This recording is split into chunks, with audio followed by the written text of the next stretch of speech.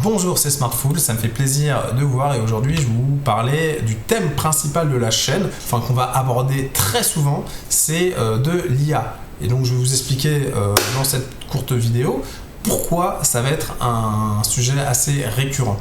Bon, déjà, pour bien comprendre, il va falloir comprendre la différence entre l'intelligence artificielle générale et la super intelligence. Bon. Là, vous comprendrez en lisant mon speech que ça va être vraiment un game changer. En tout cas, je pense que ça va être un game changer, mais qu'on n'a jamais vu. Mais je vais vous expliquer. Avant, on avait des intelligences artificielles spécialisées. Par exemple, on avait un réseau de neurones spécialisé pour reconnaître des images. Tiens, est-ce que c'est un chien? Est-ce que c'est un chat? Reconnaître, tiens, est-ce que c'est une voiture? Ça peut être utile dans une voiture autonome. Tiens, est-ce que c'est une ligne? Tiens, est-ce que c'est un panneau de signalisation? Si oui, lequel? Bref, on avait des IA spécialisées. Tiens, est-ce que la pièce est défectueuse ou non? On avait d'autres IA spécialisées, par exemple, qui allaient prendre des datas sur des personnes pour se dire, tiens, est-ce que c'est un prospect qui a des chances d'acheter ou pas? Tiens, est-ce que c'est un leads? Un prospect, c'est leads en anglais, qui a des chances de rapporter chiffre d'affaires ou non. Ce qui peut être utile si on veut donner le qualifier, donner à des commerciaux qui vont l'appeler ou se rendre chez lui pour essayer d'avoir un rendez-vous. Parce que autant qu'on ait une liste qualifiée pour faciliter le travail du commercial. Bon. Là, c'était des IA spécialisées. Maintenant, depuis ChatGPT, on a vu une généralisation. Ça ne fait pas qu'une seule chose et bien, ça fait des choses diverses et bien. Donc ça, c'est un peu le concept d'intelligence artificielle générale, sauf qu'avec ChatGPT, enfin GPT, parce que GPT, enfin bref. Avec ChatGPT, en fait, on s'y rapproche, mais déjà, on peut imaginer, tiens, est-ce que c'est vraiment général? En fait, l'idée de l'intelligence artificielle générale, c'est qu'on a l'intelligence d'un humain. Donc déjà, de base, elle devrait être multimodale. Donc, effectivement, elle doit comprendre du texte, mais elle doit aussi pouvoir avoir une compréhension du monde physique. Donc ça, à travers la vision, principalement, ou la vidéo. Elle doit aussi comprendre les sons. Donc, une IAG, c'est une IA... grosso modo, ça c'est ma définition perso, c'est la compréhension que je me suis fait de ça, c'est une intelligence artificielle qui est multimodale, donc comme j'ai dit, son, texte, vidéo, image bien sûr. Bon, là toucher le goût, c'est un peu plus, je suis pas persuadé, mais on peut y mettre des guillemets peut-être, parce que c'est vrai que c'est des choses qu'on ressent, on sent, on goûte, ça fait partie de nous, et donc est-ce qu'il y a une vraie compréhension du monde physique si ça n'a ni le toucher ni le goût? Alors le toucher, c'est peut-être plus probant pour des robots, c'est même probant pour des robots, mais bon.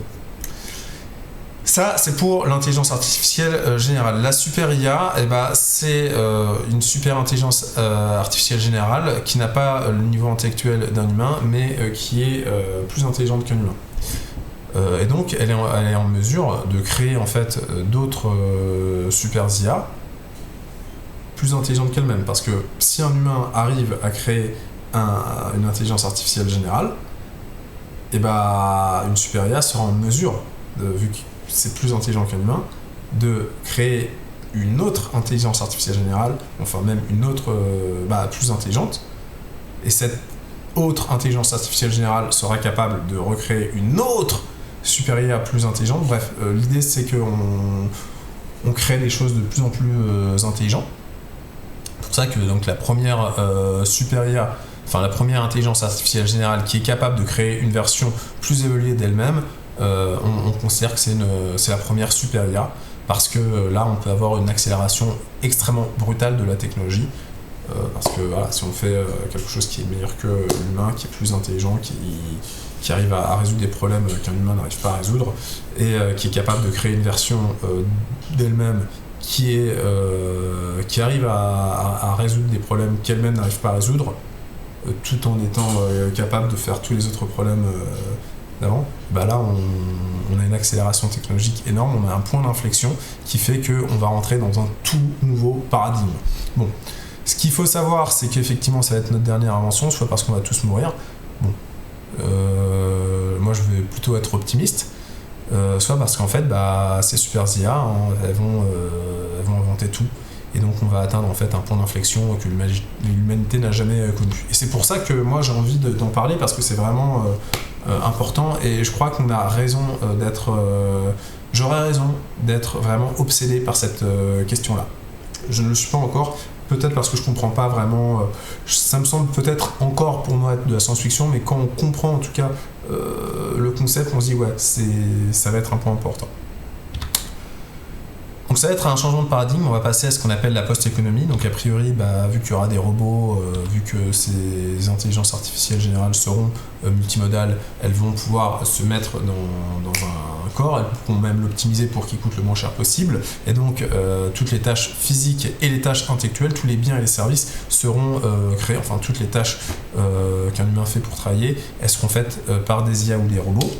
Et donc on va passer dans un monde où on va passer de la gestion de la rareté à la gestion de l'abondance. On va être dans un nouveau paradigme économique, parce que l'économie aujourd'hui c'est la gestion en fait de la création des biens et des services par différents agents économiques, et il y a cette notion de gestion de la rareté, et la post-économie c'est quand on a passé ce cap de la gestion de la rareté. Il y aura aussi des bouleversements politiques et géopolitiques vraiment incroyables, majeurs. Déjà, est-ce que la super IA va favoriser certaines personnes ? On peut imaginer qu'en fait les super IA vont favoriser leurs créateurs. Mais alors après, quels créateurs ? Les chercheurs qui l'ont créé ou les investisseurs ?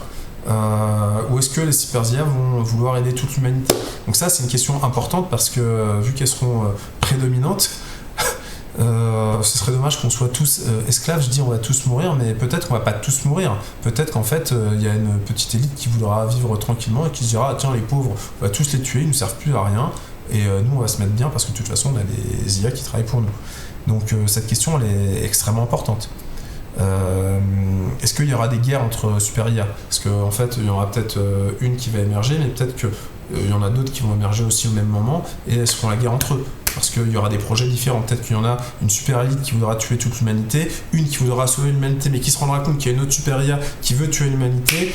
Et donc, on peut s'imaginer des scénarios comme ça. Un peu comme dans le dernier Terminator, en fait, il y a deux IA dans la série Netflix. Est-ce qu'il y aura un revenu universel, vu qu'on va passer en post-économie ? Est-ce qu'il y a les élites actuelles seront d'accord pour passer à ça, ou est-ce qu'elles voudront rester dans l'ancien paradigme ? Est-ce que peut-être qu'elles se mettront pas à jour ? Est-ce qu'elles n'auront pas compris, vu que c'est brutal, quasiment du jour au lendemain, on va passer de là, peut-être que... Donc, est-ce que c'est pertinent aussi qu'il y ait un revenu universel ? Je sais pas. Est-ce qu'on sera heureux avec un revenu universel ? Peut-être que ce sera pertinent, mais qu'on sera pas heureux et qu'on se dira mais on sert à rien et c'est horrible. Est-ce qu'on pourra encore être riche ? C'est vrai que moi personnellement j'aimerais être riche et on va pas se mentir, être riche, c'est avoir un peu plus que les autres. Bon, moi j'ai pas envie que les autres meurent, j'ai envie qu'ils soient là pour constater ma domination et dire vous avez vu, je suis trop intelligent. Quel est l'intérêt d'avoir une belle voiture si c'est pas pour que les autres la voient ?